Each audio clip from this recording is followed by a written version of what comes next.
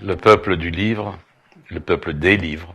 Pour moi, le livre est parfois un véhicule qui transporte à travers les âges, voire les siècles, des fantômes qui nous parlent et qui parfois nous émeuvent. Dans ce livre, qui vient d'être publié aux éditions de l'Éclat, cette chose indispensable qui reste invisible et que je sais voir et entendre, c'est une conversation. Ce sont des échanges de lettres entre Anna Weissmann et André Neher. Et ce livre a été publié par la volonté de Sibylle, qui est avec nous aujourd'hui. Sibylle Blumenfeld, bonjour. Bonjour Michel Zlotowski, et merci de me recevoir. C'est pas souvent que on prend un livre qui contient une correspondance entre une femme jeune et un auteur tel que André Neher, un penseur, un luminaire du judaïsme alsacien, qui avait choisi de quitter la France et de s'installer à Jérusalem. Et Anna Weissmann, dont le nom est bien oublié aujourd'hui, mais vous faites une œuvre un peu étrange parce que vous n'êtes pas sa fille, vous êtes sa bru. Et d'ordinaire, connaissant les relations qu'il y a entre une belle-mère et sa bru, d'ailleurs en français, les biologistes le savent très bien, les biologistes et plutôt les botanistes le savent très bien, il y a un cactus qui s'appelle le coussin de belle-mère. Donc c'est du tout des relations entre une belle-mère et sa bru. Ce n'est pas du tout votre cas. Qui est Anna Weissmann ? Alors Anna Weissmann est née à Strasbourg en 1928. C'est donc une enfant qui a grandi pendant la guerre. Et de ses premiers pas jusqu'à son dernier souffle, elle a été une artiste. C'était une artiste pluridisciplinaire. Elle a commencé par la danse classique. Et elle a dû prendre des cours dès qu'elle a su marcher, de façon assez intense pour être capable, malgré l'exil, puisque Strasbourg a été annexée par les Allemands et qu'elle est partie à Périgueux, dès la Libération, elle est devenue danseuse professionnelle de l'Opéra de Strasbourg. J'ai retrouvé... Alors, je vous arrête tout de suite ici parce que nous ne savons rien d'Anna Weissmann, de sa famille, de son enfance en Alsace. Qui est-elle ? Elle a des antécédents artistiques. Son père, qui est immigré de Pologne, sa famille est immigrée de Pologne, a fait des dessins, mais comme il était immigré, il ne s'est pas épanoui dans la peinture. Il a fait de la peinture en bâtiment. Oui. Et par sa mère, elle a des origines. Elle a un ancêtre qui était rabbin à Radom. Donc, elle a des origines, des antécédents artistiques et mystiques. Ça peut expliquer certaines choses. Voilà. Et donc, elle a été déplacée, puisqu'elle a dû quitter l'Alsace étant juive et l'Alsace étant annexée par les nazis, à Périgueux. Et comment s'est passée son enfance ? Alors, de ça, on sait peu de choses, mais on sait que les Juifs alsaciens sont partis un peu en groupe, donc un peu plus organisés. Il y a eu une exposition récemment là-dessus, et j'ai découvert qu'elle était à Périgueux avec le mime Marceau. Voilà, donc il y avait... Marcel Marceau, oui, donc exactement. Peu de gens savent en fait qu'il était juif. Oui, exactement.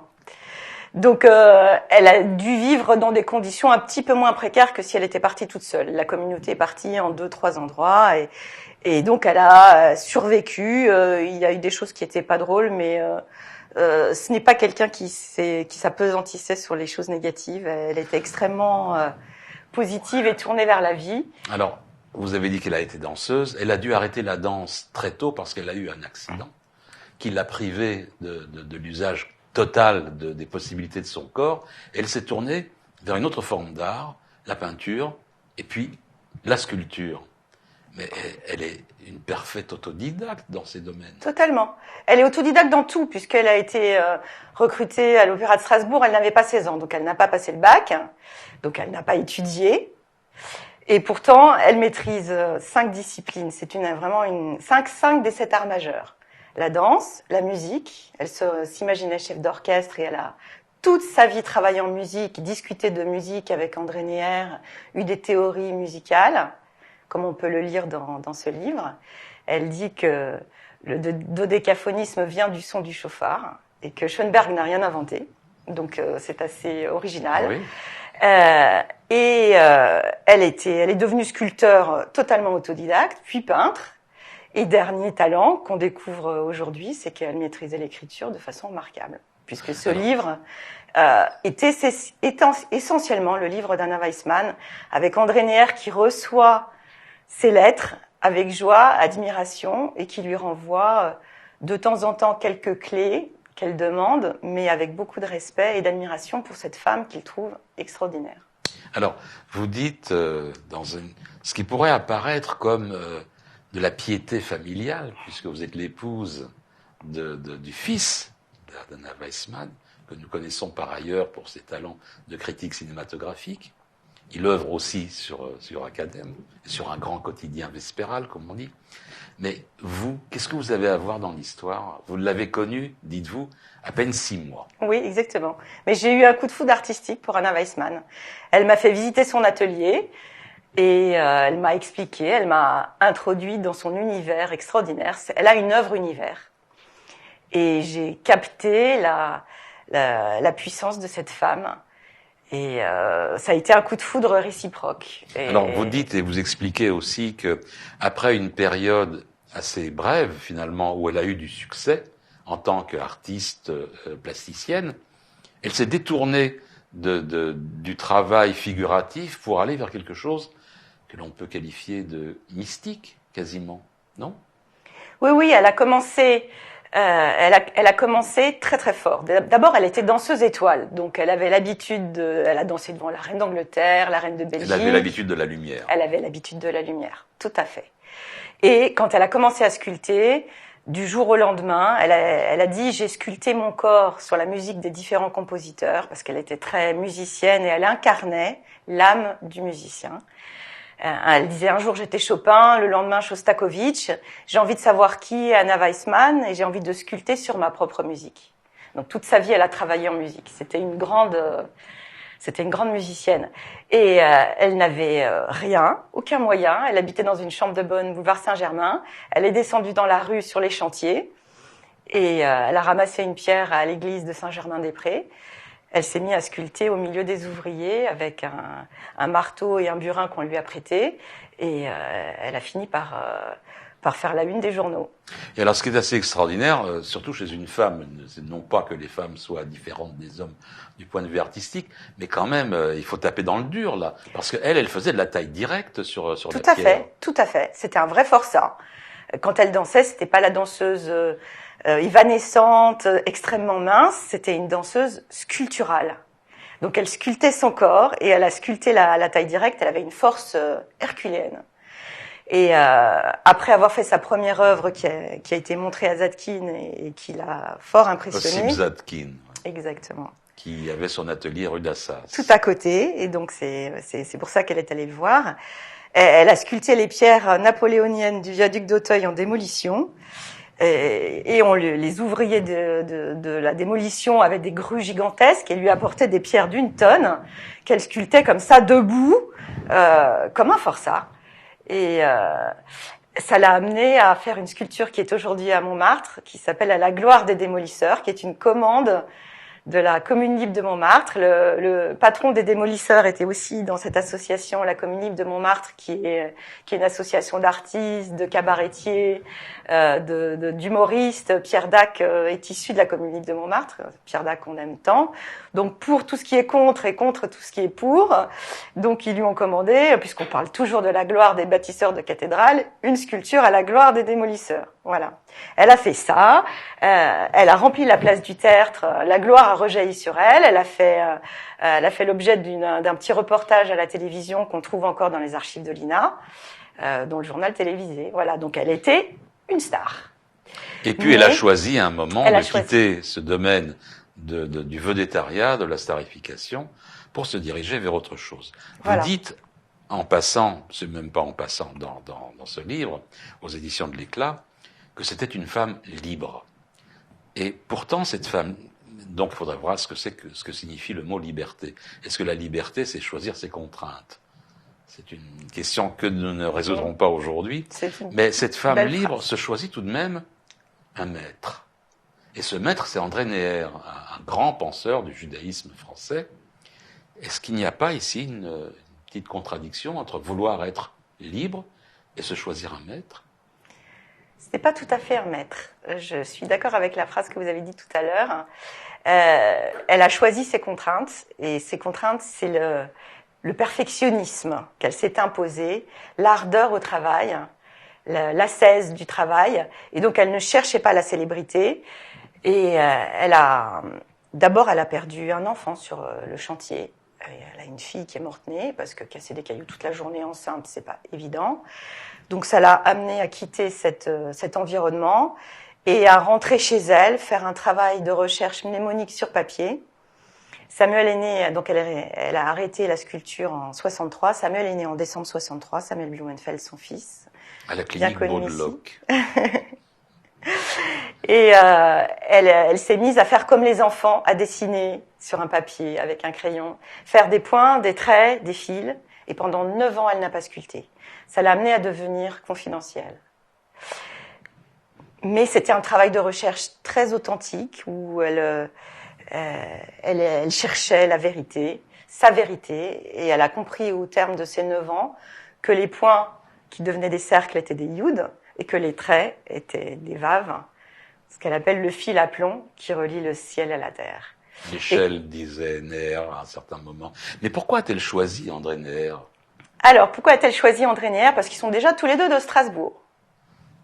Voilà. Et qu'elle a lu Coëlette. Un texte fondateur d'André Neher. Exactement. Et qu'elle avait une question à lui poser. En fait, ce n'est pas Coëlette, un maître. pour ceux qui ne connaissent pas tout à fait, c'est l'Ecclésiaste. Voilà. Mais elle ne s'est pas choisi un maître. Elle lui a posé une question impertinente. Elle lui a dit, je ne suis pas d'accord avec vous. Pourquoi dites-vous que les pauvres vont à rebours?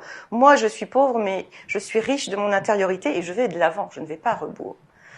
Et André Neher lui a dit, mais vous êtes formidable, vous avez tout compris. Et il l'a accueilli comme son interlocutrice et son alter ego, pas du tout comme son élève. Est-ce que vous avez publié toutes les lettres d'André Neher ou est-ce qu'il nous en manque? C'est une sélection. C'est une sélection parce que je voulais qu'il y ait du rythme et que ça se lise comme un roman. Et que, voilà, j'ai pris la substantifique moelle de leurs échanges pour qu'on voit les tensions dramatiques, les échanges intellectuels et que ça soit fluide dans la lecture. Parce que elle pose pas mal de questions, Anna Weissmann, elle pose pas mal de questions à André Neher et nous n'avons pas toujours les réponses. Oui. Ce n'est pas simplement parce que vous avez un peu élagué le texte de Neher, mais elle lui dit à un moment une phrase assez extraordinaire.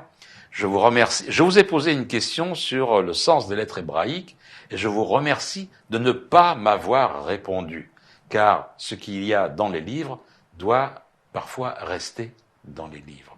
Et c'est là, ça m'amène à quand même une question qui est fondamentale à la lecture de ce livre, c'est que Anna Weissmann a passé un temps extraordinaire à sculpter des lettres hébraïques. Or, semble-t-il, dites-moi si je me trompe, elle ne parlait pas l'hébreu. Tout à fait. Elle est autodidacte, comme on l'a dit tout à l'heure. Mais autodidacte, elle aurait pu apprendre, mais elle n'a pas appris l'hébreu. Non, parce qu'elle ne voulait pas faire de l'illustration.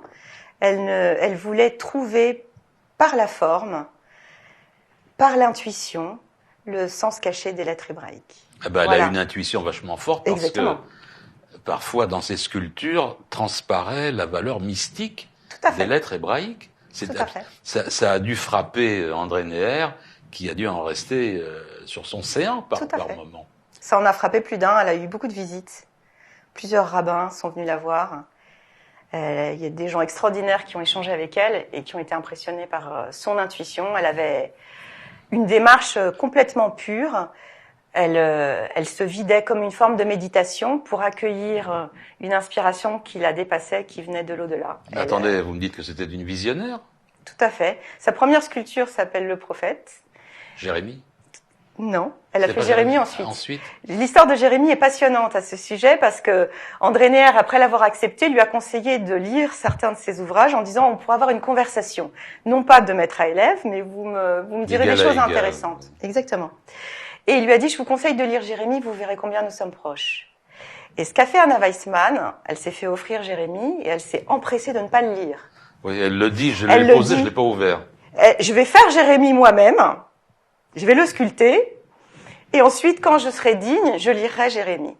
Elle l'a sculpté, elle a envoyé André Neher, elle a lu Jérémie ensuite, et André Neher lui a interprété merveilleusement. Elle ne savait même pas ce qu'elle avait fait. Elle a dit, vous le lisez mieux que moi-même. Il lui a dit, effectivement, vous avez, ils sont complètement en phase.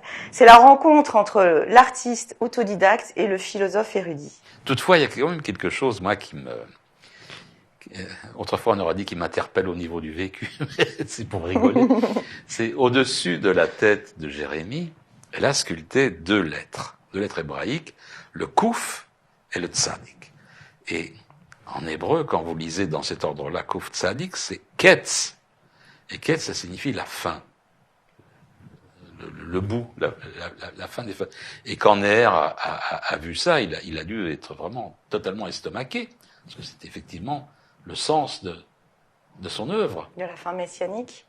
Eh bien, elle les a dessinés, elle les a sculptés parce qu'elle trouvait que la forme allait bien sur la tête de Jérémie. Elle a pensé faire un candélabre à l'envers. Et puis elle a dit, je ne sais pas ce que je vais faire au moment où mes doigts seront en action. Elle a sculpté ces deux lettres et elle ne savait pas pourquoi elle avait fait ça. Elle a sculpté des menorahs aussi. Oui. Mais il dit aussi une chose assez extraordinaire, c'est que la sculpture, c'est pas tellement le volume qu'occupe la sculpture que ce que ça fait au reste de l'espace. Exactement, le plein et le vide. D'ailleurs, le livre qui sort le 7 avril, eh bien, c'est un mème taillé dans le vide. En fait, le mème, il est là, il est dessiné en creux. Ouais, et elle disait, le plus important, ce n'est pas les lettres, mais le vide qui les entoure. C'est pas la matière. Oui, c'est le vide qu'il y a autour. Donc tout ça, ça ramène à la méditation, au silence. André Neher a écrit un magnifique livre sur le silence, du silence de la Bible au silence d'Auschwitz. Et donc, ils étaient parfaitement en phase. Il fallait faire une sorte de purification. C'était là l'exigence et la contrainte d'Anna Weissmann, qui était une Carmen. Elle a interprété Carmen, d'ailleurs, en tant que danseuse, donc elle était une femme libre. Mais sa contrainte, c'était son exigence artistique. Pour être une artiste authentique, il faut être exigeante. Il ne faut pas sombrer dans la facilité. Oui, et entre sombrer dans la facilité et sombrer dans l'indigence, il y avait quand même quelque chose là. Et elle se plaint à un moment. André Neher lui écrit une lettre à la suite d'une exposition, d'un vernissage auquel lui n'a pas pu assister, et lui demande s'il y a eu du monde, et elle lui répond une lettre bouleversante en disant non, il y a eu personne. Et non seulement il y a eu personne, mais les gens sur lesquels je comptais ne sont pas venus. Et ma situation personnelle est telle que j'en suis réduite à faire des ménages. Tout à fait. En fait, elle a eu parfois des occasions, et des occasions manquées. Elle a rencontré en 72 le directeur de la Galerie de France, qui était l'antichambre du MoMA, qui avait à l'époque Soulages, Leschinski, Ernest Pignon-Ernest, Hartung, qui sont devenus les grandes stars de l'art moderne. Il est venu plusieurs fois dans son atelier, me dit Samuel, il est resté des heures avec elle. Il a essayé de la présenter. Ça marchait de concert avec l'État, puisque en fait, il y avait une commission de l'État qui venait dans la galerie, qui sélectionnait des artistes, qui donnait un peu d'argent pour pouvoir développer leur création, et ensuite qui les prenait au musée d'art moderne. Et elle est allée dans cette commission, et elle raconte à André Neher que elle a lamentablement échoué. Donc elle avait des espoirs et ensuite des déceptions. L'histoire que vous racontez se passe à New York. Elle a eu plusieurs bourses à New York. Elle est allée là-bas pleine d'espoir. Elle a fait des expositions magnifiques et elle n'a rencontré personne. Elle a dit, le combat avec l'ange n'a pas eu lieu. Il n'y avait pas d'ange. Je n'ai pas pu me battre.